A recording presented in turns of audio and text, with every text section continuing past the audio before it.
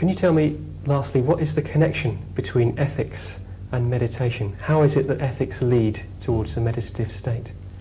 Well, we perform all sorts of actions, and usually we perform those actions as a result of certain mental states.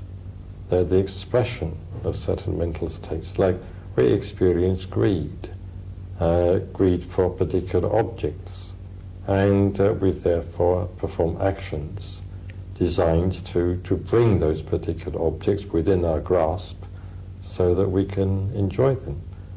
Sometimes those objects are good for us from the spiritual point of view, sometimes they're not. Very often they're not.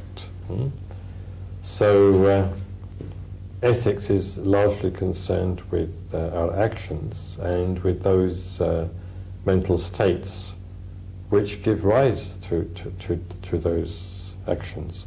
So the action influences the mental state influences the action. So if you're performing actions which from the Buddhist point of view are unskillful or let's say un-Buddhistic, you can hardly expect when you sit down and meditate to all of a sudden develop mental states which are skillful and positive and conducive to psychical integration. So you perform ethical actions partly because the ethical actions are beneficial to other people, but partly also because the performance of ethical actions strengthens, so to speak, ethical attitudes within yourself, strengthens positive mental states, and those positive mental states, of course, are a foundation for further development, in the form of meditation. So really, in order to practice meditation effectively, one needs to also be practicing ethics. Yes, indeed. I mean, you can't really separate the two. So in a meditation course, one should go into this and teach the practice of ethics at the same time?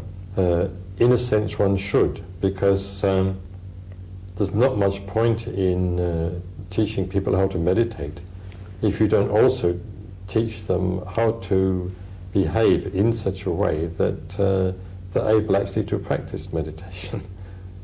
Right. So you need to point out that certain things are hindrances.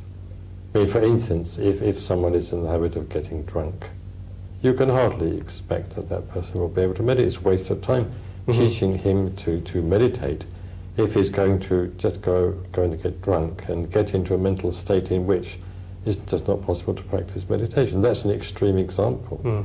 But the same principle applies to all unskillful actions.